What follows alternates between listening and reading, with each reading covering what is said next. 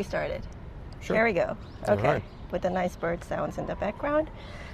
Hello, this is podcast Women in Science, 이과 여자 in Korean. Today I'm here with Professor Christian from Korea University. Welcome to the podcast. Well, nice to be here. Mm-hmm. Can you tell us your department, what kind of research you do at the moment? Right. Yeah, so my name is Christian Walraven, or Christian Walraven, or Christian Walraven. You can pick and choose. And I am professor here at Korea University in the Department of Artificial Intelligence and also affiliated with the Department of Brain and Cognitive Engineering, where I actually started out my journey in Korea 15 years ago. And my research bridges also these two topics, neuroscience and AI. I'm interested in basic research questions of how the brain works, what processes we use, and I'm using AI tools, for example, to model this, but I'm also interested in trying to bring that knowledge back from neuroscience to AI, building better models or validating models or benchmarking humans with machines, things like this. Mm-hmm. 15 years in Korea. Yes. With Korea University. Yes. And previous to that, you were in? I was at the Max Planck Institute in Tübingen, Germany, where I still sometimes commute to and collaborate with. And that brought me here as part of an exchange program and starting program, and then I got stuck here. Your PhD topic was what? My PhD topic was on a computer vision system grounded in perceptual research, so that was already basically mixing the two things together. I was building an AI system for understanding image processing, but I was also doing human experiments to basically motivate and justify my choices in building these systems. It's very interesting how computer vision is such a big thing right now. So the reason I wanted to interview you was something you told me a year ago. You have your own metric system to measure your own success over the year. So for researchers, it's usually the number of publications or the number of grants you have raised, things like that gets converted into scores, and that can be very unfair or discouraging to people in the sector. But I heard that you have your own way of looking at your own ear. Right. Well, I mean, the metrics you mentioned, they're very, very important because they literally determine my career and my promotion, and of course my students' success as well with that. But I mean, success is not for me defined only by those numbers. It is defined by a feeling of impact and let's say well-being in my job that I draw from other places as well. It's not like I'm not very happy if I have a good grant and if I make a nice publication. Absolutely, it makes me happy. But what I derive particular joy from in my job is being able to have an impact on people by, for example, supervising them as my students or by teaching them in my classes. So when I see that intellectual spark that sometimes I'm able to inspire, that makes me insanely happy.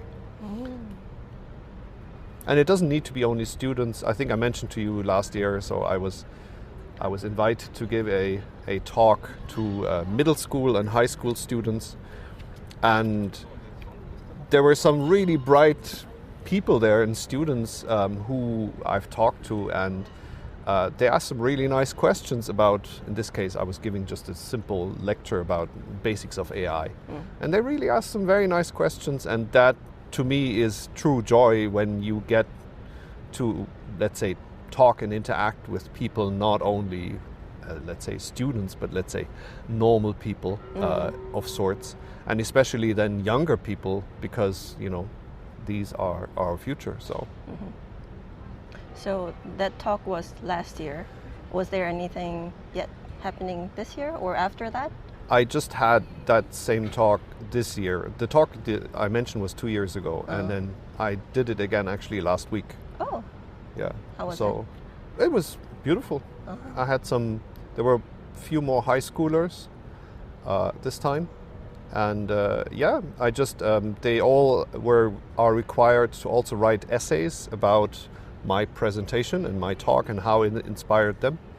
So I did that last time as well, and I do it this time as well, to go through them and basically, of course, like provide some basic feedback. But it's always really fun to read them and see what these high schoolers and middle schoolers are thinking about, let's say in this case AI, and the way I talked about AI. Did you also have a chance to interact with general public, not middle school, high school students? I did. That was some time ago when I gave a presentation which was supposed to be like general public open.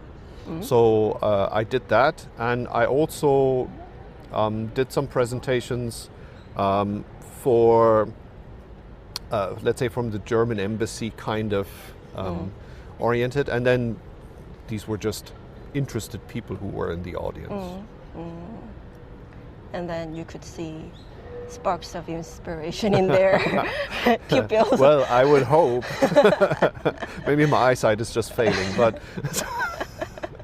but yeah. So I mean, of course, not everybody gets inspired, and that is a grand word to use. But that if you see this happening, and if it happens in somebody you talk to or somebody giving you feedback about this, sometimes students write me an email like long time after they left the university and said, I just wanted to write you. I took your class and I just had to remember. I was remembering the class today and just wanted to thank you. And if you get one of these emails, that makes my day. Yeah, it also gives me goosebumps just hearing about getting such email. Of course, it doesn't happen every day. That would be too much. That would be a bit too much for my ego. But it does happen from time to time, and this is I mean that's why I'm doing this. I mean, this is a university which I think many people often forget that it's actually about the students. So, if I try to look for something similar in my life, when I read papers that are very niche topic but are interesting, then I write to the first author, and sometimes they get back to me and they say, "Oh, you made my day, like thanks for your comments, and this discussion is very pleasant for me." So that also is like the best moment for me in doing research so far. So, and that would be a best moment for the people you have written to as well. Yeah, so I wish those like little moments come up along the way in the future as well. I remembered what my second question was. It was about the 교양 courses that you do. Yeah. What was it? Oh, the data science. It has a humongous title. What is it? The science of human experiments or something. It is a course that I developed, which is a grand word again, because I've always wanted to take that course, but it was never offered anywhere I looked when I was a student. And it's a course about so-called famous experiments in psychology and neuroscience, and I'm using them loosely, inspired from several sources, and just go through from all sorts of things, all sorts of fun things, which I think can inspire people because there are sort of groundbreaking experiments or weird experiments or experiments with far-reaching consequences that people rarely talk about. And so I'm just tossing this out there, and it deals with all sorts of, let's say, topics in psychology, the human existence, from, let's say, the lower level stuff like perception, neuroscience in the brain, anatomy, all the way up to, let's say, personality and social science and social psychology. So how is it actually designed, the curriculum itself? Is it like one experiment per session, or? I would say it's one topic per session. So if it's perception, then there would be one or two experiments perhaps that I like. In social psychology, there would be also one or two, I would say, per session, yeah. And just because I like to challenge my students, the course actually starts first half with a refresher into actual statistics. Because we need statistics to make sense out of the data and to conclude and to generalize. And I think often people also forget just how important that is, that we teach people about both what we can say with statistics and definitely what we can't say with statistics. So that's the first half of the course, and then we switch to the experiments and then go through. And is it intended for both 문과 and 이과? Yeah, it's 교양, so anybody can be in there. If I take a look at the students' sort of majors, it's from all over the place. And you design the statistics part that is accessible for people from all backgrounds. Absolutely, anybody can get it. Yes. So it's like, what are the key concepts that you deal with? Well, so for example, I take great pains in explaining to people that correlation is not causation. Yeah. And I make tons of examples, and I tell people that if they read this number, it is a number, it is an important number, but it has tons of sort of background assumptions behind it, and you should keep those in mind when you read those numbers. And the same is true for general statistics, like inferential statistics. This is just a number. The fact that people claim it's statistically significant means something, but it's not chiseled in stone. It depends on the assumptions of your experimental design. It depends on how your sample size. It depends. It's still a random number of sorts. And of course, you have to be aware of the fact that when you read something in general newspapers, scientists found blah, blah, blah, that this is generally not true. That sentence is not true, because what they found is, with those statistical sort of assumptions behind it, that experimental design, they have found some evidence for some hypothesis or against some hypothesis. That's what they found. And so I try and teach people how to basically understand scientific progress first. It's the same with those famous experiments. Some of them have been debunked because simply they were done with a sample size that by today's standards is laughable, and you should never actually do something like this. What is an example of a... Well, the famous prison experiment by... Done in Stanford? Yeah, the Stanford prison experiment. It was done with just some random people who were polled off some advertisements. And that of course is a selection bias to start with, because the people who respond to those advertisements and the way it was phrased may have been of a certain kind, and they're just a handful of people. The BBC repeated that experiment in the 2000s with some other volunteers, and they had a completely different outcome. Oh, really? Yeah.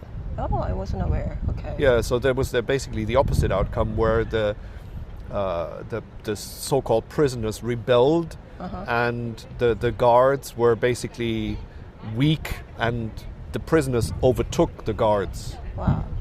Which is the opposite of what the original prison experiment claims, which is that when you're in a position of power, you tend to abuse the power.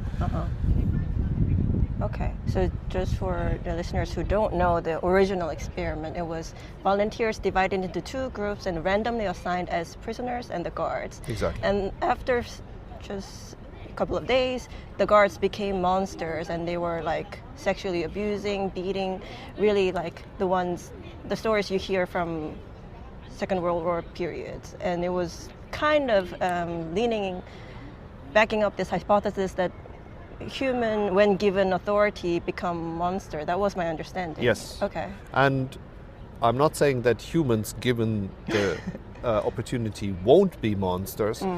It is, however, not so clear-cut. And it depends on the personality and definitely depends on the dynamics of the situation. What will happen and whether or not you have, let's say, the prison riot versus the guards oppressing the prisoners. And the way you do this and the way it turns out happens a lot on the contextual information, on the people doing it, on the system, on the types of supervision of that particular experiment, etc. Yeah. So it's the same. I think the experiment that for me from all that parts does the most is the Milgram experiments, where there was the guy who was instructing people to give electric shocks to another person when they were doing wrong in a test.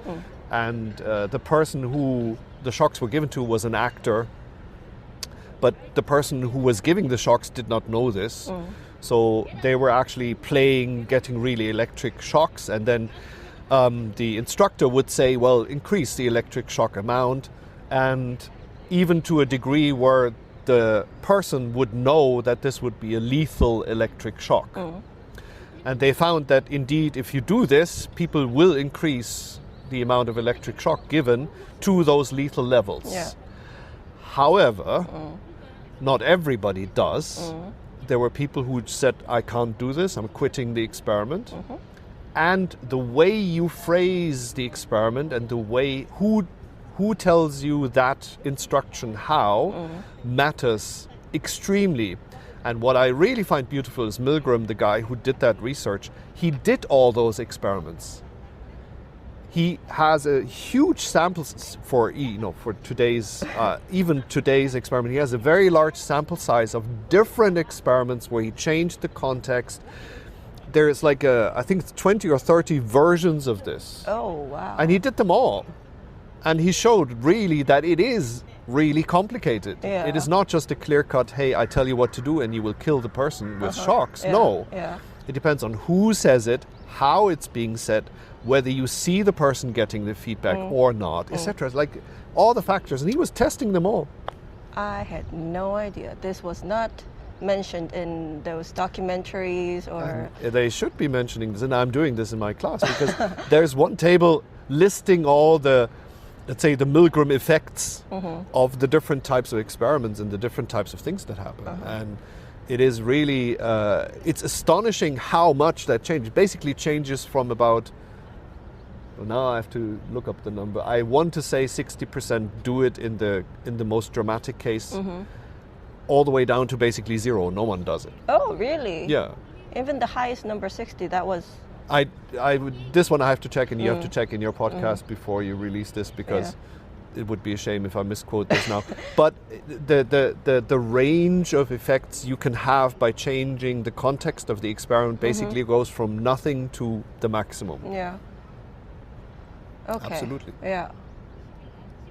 So this is really difficult when it comes to communicating science. Oh, yeah.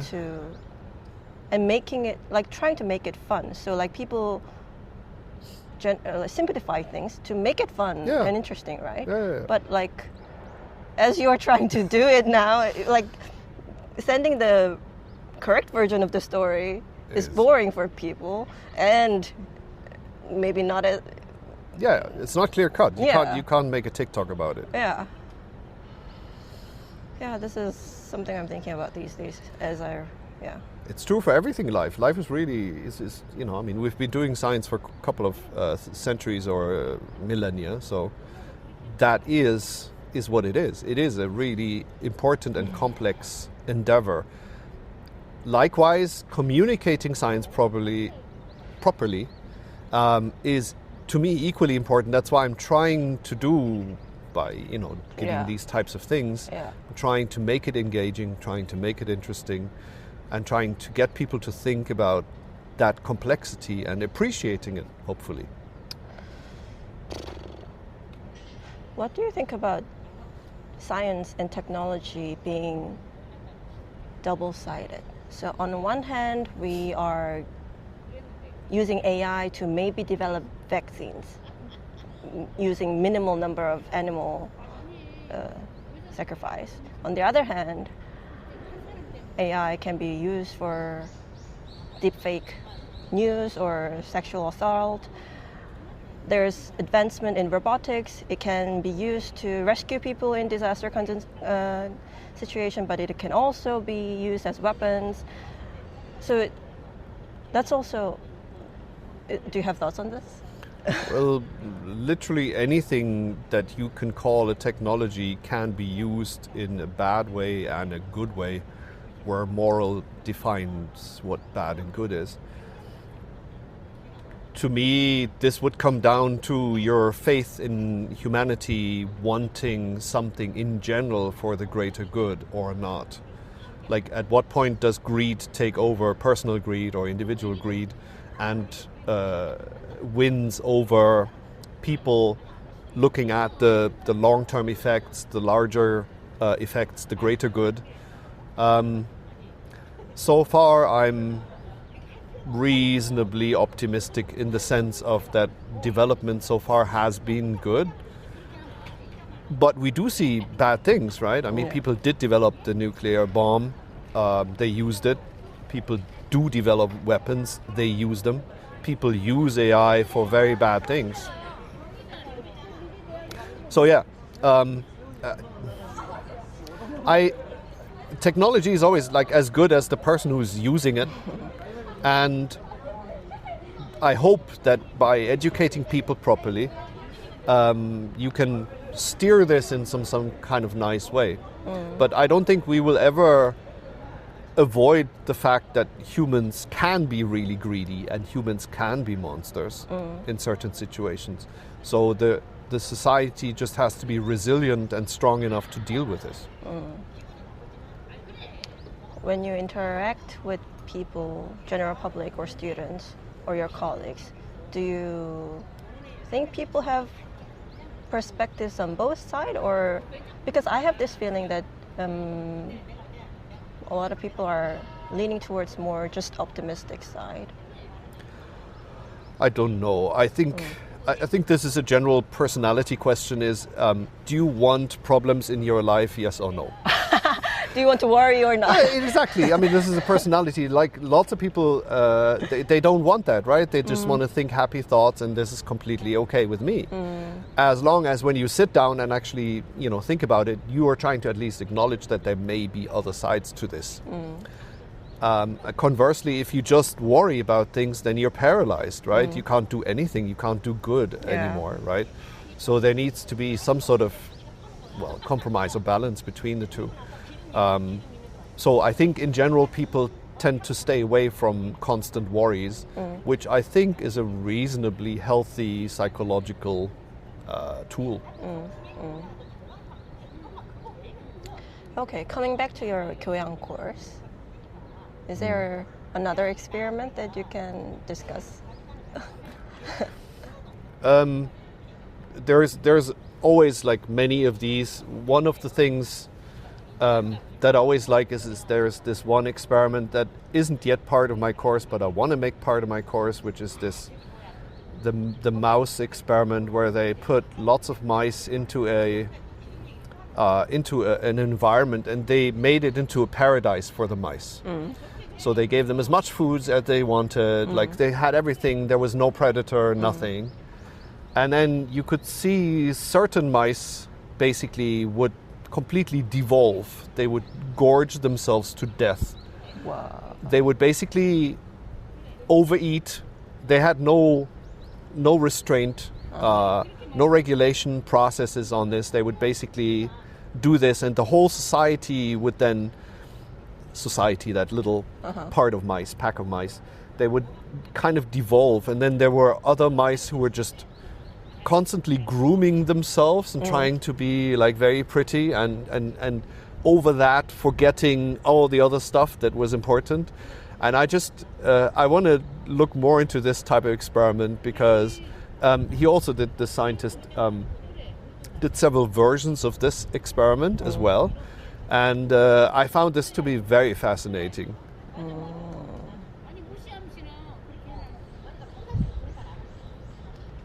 Is there of course, there's no conclusive story to it, but is there like 2 or 3 conclusions to this experiment? Well, that was it. I mean, the idea that he was trying to look at is everybody wants to live in a paradise, Yeah. right? We want to live in a situation where we don't have to worry about food, we don't have to worry about anything, right? It's a peaceful environment.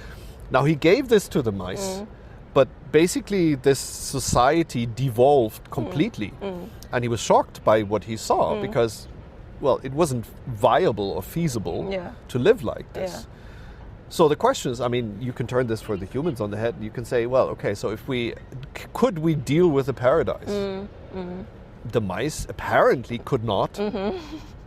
So, well, you can ask yourselves the same question for the human. And I am, in this case, also not very optimistic.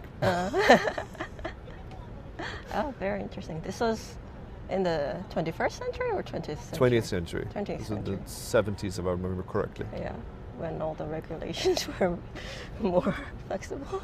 Well, yeah, you can still do some kind of, and I mean, in this particular case, I mean, from the ethics point of view, I mean, that's a gorgeous experiment, Yeah. right? You're saying, hey, let's make it as nice as possible for the mice. Yeah, that's true. What's not to like? My favorite cognitive psychology-ish experiment is Stroop test. So, this is spelled STROOP, if I'm not mistaken. Yes. So, it's to make participants confused. You present a word green, but it's colored red, and like you're supposed to focus on one of the characteristics. It's either like the color of the letter or the letter itself, and it changes the reaction time drastically if the color itself and the letter doesn't match. Yes. Yeah, and the idea I thought was so clever because it's like minimal manipulation and you can control the experiment. And then this got developed into implicit association test, implicit association bias test or something. So if you match words that are stereotypically matching together, so like man and engineering and a woman and art, then people are quicker in their reaction time compared to vice versa. And I thought that was a really smart way to reveal our unconscious bias that I think is just there to increase our survival in a world where making association is beneficial in a lot of sense. But like people with science and engineering background really want to believe that they are super logical and they don't have stereotypes and all that. And this just debunks that very effortlessly. Absolutely. I mean, we're all humans. All humans need to have assumptions built in somehow, and some of them you can be aware of, some of them you don't. And I would not believe that anybody can simply exist without biases of such sorts. Simply because stereotypes are, on average, a little bit successful. So, yeah, I like the application of the Stroop task. Is about measuring your second language ability. Because, for example, if you give me a Korean word that is colored in red and means green, I'm not a native Korean speaker. So for me, that blocking of the meaning with the color is not as strong. So the amount of cognitive sort of effort to overcome this isn't as strong. And you can measure that basically by your language ability by measuring how much you get blocked in the Stroop task. I found that to be very, very cool. And you can even do it with, let's say, for example, you give me this in Spanish. I'm not particularly well read in Spanish, and I've never studied Spanish, but Spanish is close enough to Romanian languages that the words are similar to, let's say, English or German terms. And so I would get an automatic blocking by this simply because the word is similar. Yeah. That I really like that application of the Stroop test. So for Chinese character, Japanese character... Well, I mean, obviously I would have no chance. But it's an interesting way to measure your fluency in a language. Yeah. Have you been in this experiment as a participant? No, or I did. Really? I did it to myself because of I wanted to know. I did the okay. Korean version of the Stroop task. I'm proud to say that I did get a little bit of interaction. Nice. After a decade or so. No, I did that longer time ago. Okay. Yeah. Cool. What else do you want to send out to the world? Well, I guess from the discussion we had, to me, I would like to send out that people, when they worry, let's say, about an academic career specifically, that yes, it is important to chase your Nature paper and the fantastic 5 million grant from somewhere.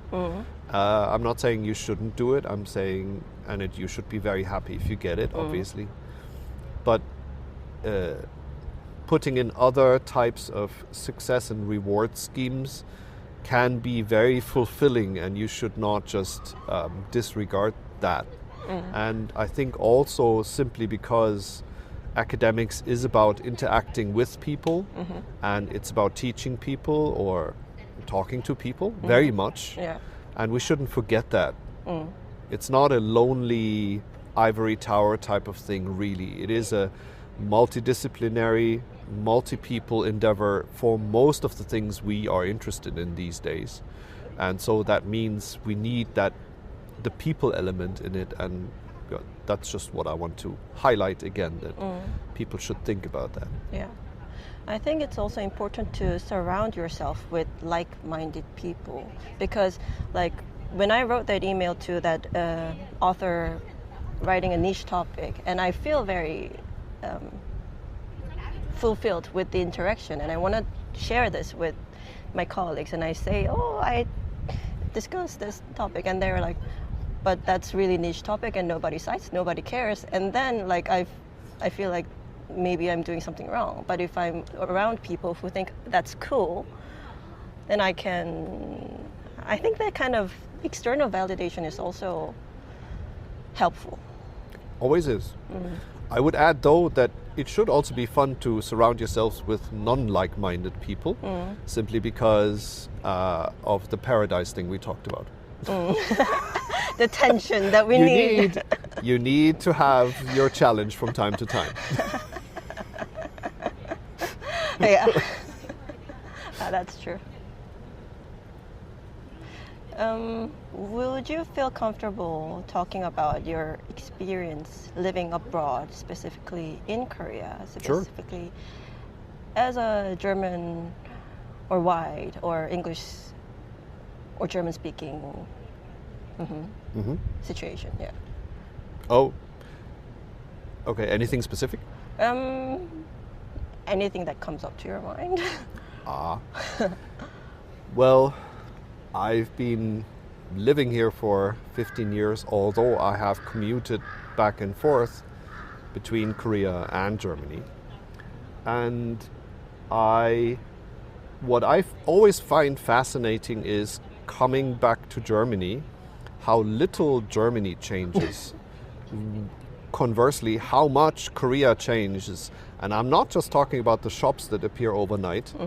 I'm talking really about, let's say, societal development that I think somehow Korea has gone through way more. One example would be the change in, let's say, working culture, and the change in, even like here at the university, teaching style and things like this, where the Korean Me Too changed a lot of things, and likewise the Kim Jong-nam Bop, which was the a famous law that got into effect that limited the amount of money you could receive as a member of a public institution. And overnight, basically, that law changed so much around me, which I found very, very interesting. And likewise, COVID changed things everywhere, but here in Korea, let's say the working style changed, I think personally, from my experience, way more than, let's say, in other countries. Okay. And I found this to be fascinating always, just how willing Korean society seems to be to change. As a German, I can say that we hate change. We absolutely abhor change, and we are the most overinsured people in the world. And I mean, it should take you back very long time to think about culture shocks. But do you remember those culture shocks you had in the beginning? Well, the very, very first culture shock I had was food, because I was sitting in a restaurant and I just had no idea this was 15 years ago, so we didn't have Google Translate apps that could take a picture of something and translate it for you. And so I was just looking at something and then was pointing to some person's bowl to indicate that I wanted to have this because it looked nice. And I got it, and it was naengmyeon, which are cold noodles. And I was like, wait, is this... Am I supposed to heat it, or what is happening? Why is there ice in my noodles? What's happening here? So that was the first culture shock. Now it's one of my favorite foods. Absolutely. The second one was at university, which is, by the way, also something that has changed slightly, although not fully, was students coming out of, let's say, a room, and I was walking down the corridor, and students stopping, looking at me and bowing as a gesture of respect. Yeah, so I was kind of jokingly asking my students in Germany at the time whether they could implement this, but they said, no, we don't want to. And that was a shock, because for me, I obviously didn't grow up in these types of hierarchies, because in Germany, especially in academia, especially a place where I was at, the hierarchy was pretty flat. Does the bowing still happen? It does a little bit, but I would say less obvious. People still nod very politely, and much more politely than they would in any other country in Europe. But they don't pause, stop, and bow, which at that time still happened. And so that has changed. Yeah, over the last year, I traveled around Asia quite a lot, and I found out bowing is Japanese and Korean thing. Even Chinese, they do like hello with the hands up with professors. Right. Yeah. It would be very interesting to me whether or to how much degree it would have changed in Japan, because that is a similar culture in some ways for that. But yeah, I mean, here in Korea, in my experience, it has changed a little bit. So now naengmyeon is one of your favorites. Absolutely. Naengmyeon. Can be very spicy. Love it. Yeah.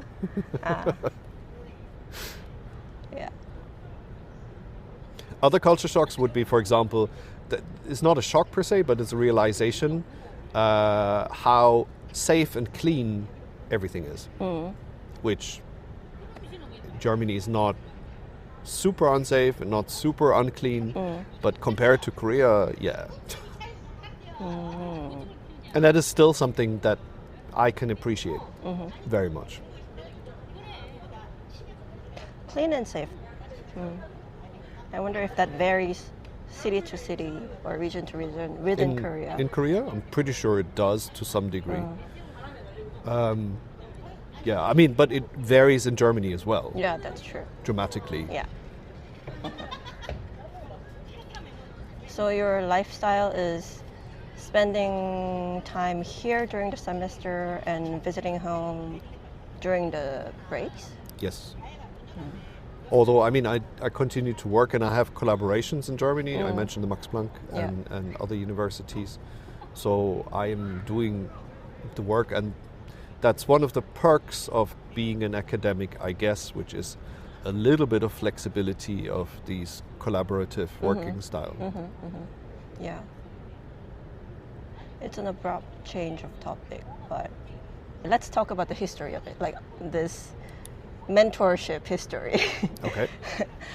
I came to Korea University as a freshman in 2012, and I always wanted to study neuroscience. So like I knew that there was handful of, or less than handful of, German academics in Korea University, and I was thinking, okay, one day I'm gonna interact with them or study with them or something. And then later in my senior year, I thought, okay, Germany or Europe is too small. I have to go to US. Then I have big dreams, and I applied to like Harvard, MIT, Stanford, and all that, and got rejection letter from all those big Ivy Leagues. And then I was at some point knocking your door, your office door, and you mentioned, okay, there is also a program in German universities, German system as well, and then that reminded me of this master program in Tübingen, and I applied, did the test, did the interview, and then I began studying there, and then it went on to PhD. And throughout those years, I think we interact once a year or every other year. Yeah. So, I mean, living abroad can feel very lonely at times, and I think those once or twice occasional meetings helped me realize that someone's on my side. That is good to hear. Yeah. So yeah, I guess thank you very much so far, and I wish this can continue for a longer period of time. You are welcome. Yeah, it's good. Like I said, one of the things that I derive great joy and satisfaction from is like seeing what the people I worked with or interacted with are doing, and if I can keep in touch, then that is fantastic as well. And sometimes you're just also proud of what people are doing and achieving. So I hope we can continue to meet. So transitioning from a student life, I mean, people argue whether PhD is a student or an employee or a researcher, but anyway, it is a transition from PhD candidate to a postdoc for me right now. So do you have advice for someone who's making that transition? Well, the advice is that you are a PhD student. To me, is still the last kind of it's still a position in which you can have all the options are open on the table, right? You can exit academia, you can go to like industry, you can do whatever you want after a PhD. Now, being a postdoc means you are now a bit more firmly on the path towards academia, because you can't stay a postdoc forever, right? So the next step after a postdoc is you have another postdoc, 1, 2, 3 more, I don't know. But then at some point, well, you've got to make the jump to some kind of professorship position or to some kind of like institutional scientist position, which is actually a fantastic position, but there are only about 2.3 in the world. So yeah, let's not talk about those. But yeah, so that's your academic path. So that means if you want to be successful in there, you need to know how the system works, right? So you need to know, all right, I got to like push in my publications, I got to work on my funding, I got to try and do some teaching, I got to try and network much more than I want to, and to basically just optimize this particular path you're on, which is at some point hoping to become a professor somewhere. and that's a way more involved life career-wise than, to me, a PhD would be. Involved life, as in like... Well, as in you have career optimizations ahead of you. As a PhD student, you have PhD thesis optimizations ahead of you, right? You're trying to make a good thesis, trying to make 1 or 2 good projects, maybe try to have fun on something, maybe try and help teaching somewhere, but it's all very fuzzy and very focused on your one topic. Yeah. But that's not your career per se. The PhD thesis is your career. But as a postdoc, whatever you're working on right now is not the only thing that is your career, right? Networking.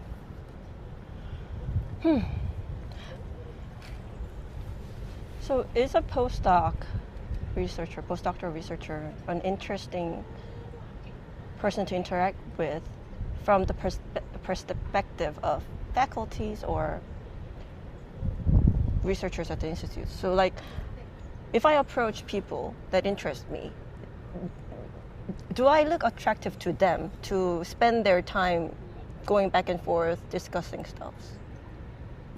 Well, I mean, as a bare minimum, it should be interesting for any scientist to talk to another scientist.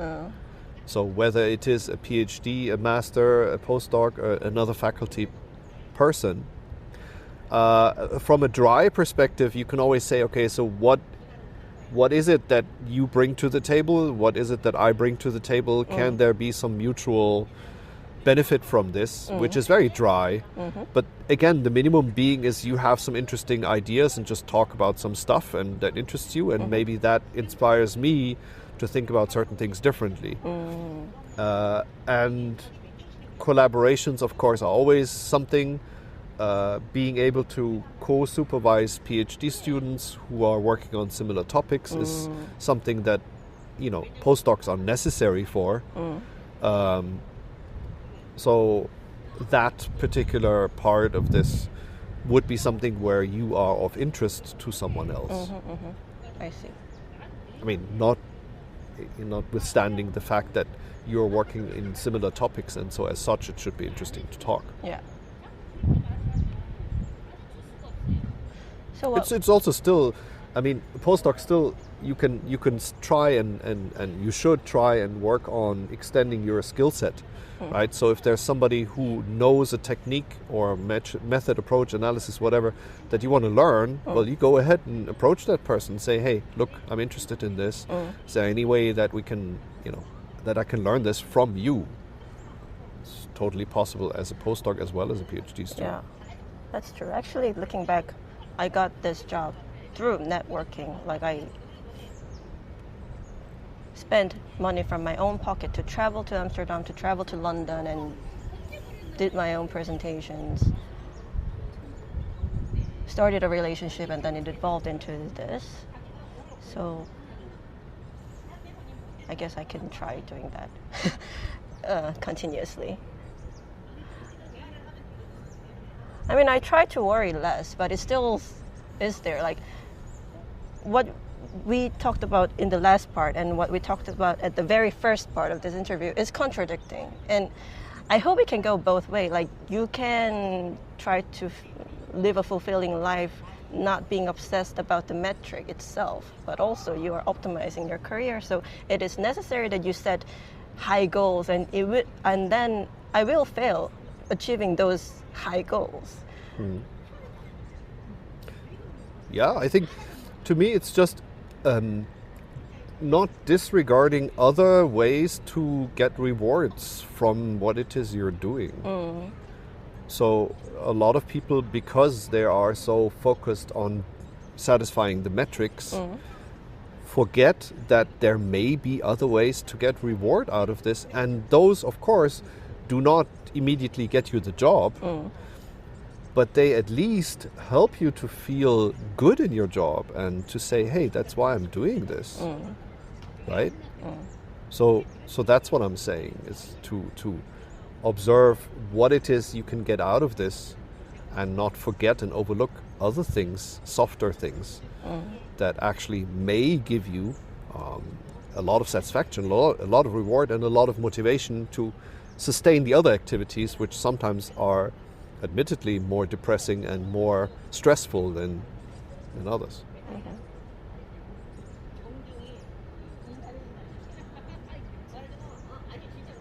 Have you met other people with similar perspective within academia? Sure. I mean, I've talked to postdocs at various stages of their career, and it's always the same issue. I was a postdoc for some time, and I was fortunate enough to be given the opportunity to apply here in that way, just out of the blue. Mm-hmm. Before starting to worry, I had started to worry a bit about my career further on, mm-hmm. but that opportunity here came as a surprise. So in that way, I was very lucky, mm-hmm. if you will. But yeah, no, I mean, I've talked to a lot of people, and there is a worry. There's always that worry about, fulfilling the criteria and doing the metrics. But in a way, this is part of the requirements, and just fulfilling that, personally, I think it is not enough to give you proper reward. Mm.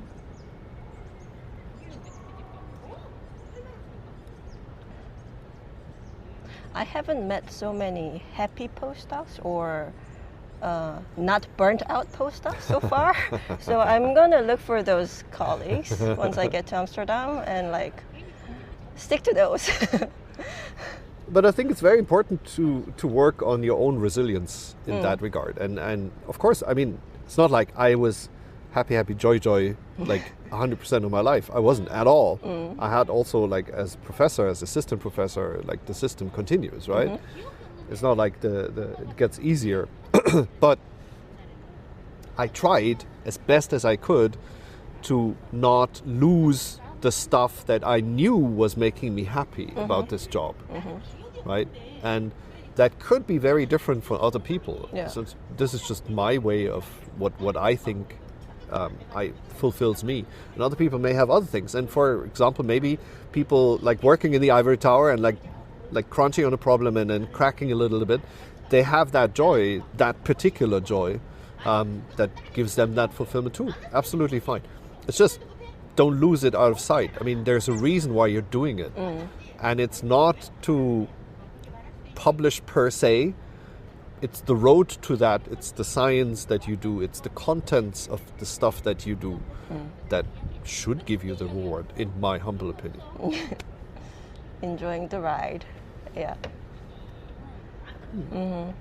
I think having this recorded will help me be reminded. Yeah, maybe I will listen to it sometimes too. Wisdom from myself. Yeah, it's oh my God. Yeah. Yeah, I think this is general, right? I mean, it's general advice you can give to people.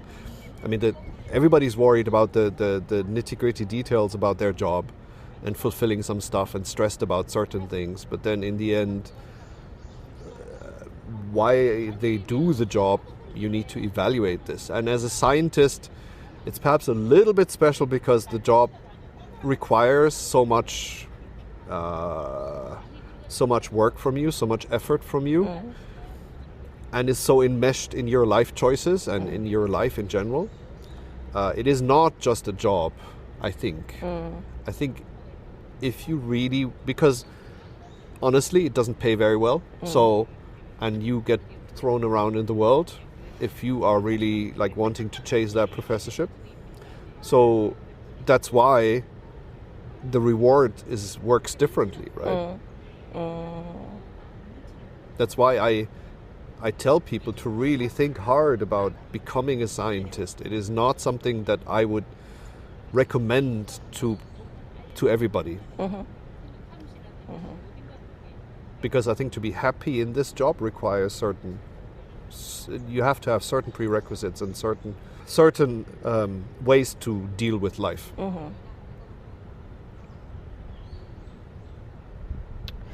Before we wrap up, I would like a recommendation for a book or a TV series or movie that you recently watched and had fun. Oh, I had fun? Yes. Oh, that's a whole different game I mean, it's now. a recommendations. Well, I recently rewatched, and I've watched it many, many times, but it still is probably, to me, one of the most funny movies that I know, period. Airplane. It's a movie from 1979, 1980, I think, that makes fun of the, at that time, very prevalent disaster movies like, you know, plane crashes and stuff like this. There were a lot of these movies coming out. And this movie spoofed all of these other movies. And it has, that's just, every time I watch it, I just literally, I laugh my belly out. It is absolutely fantastic. However, I realize this may not everybody's humor, but I can really recommend anybody to sit down and watch that movie. Okay. Is it black humor? It's all kinds of humor. There's a lot of wordplay humor. Okay. Which, and it's, for me, it's endlessly quotable Okay. in terms of this. I see. I'll check it out. Okay. Any last words? Well, don't worry, be happy. Okay. I'll try that. Thank you very much for your time today. Always a pleasure. Yeah.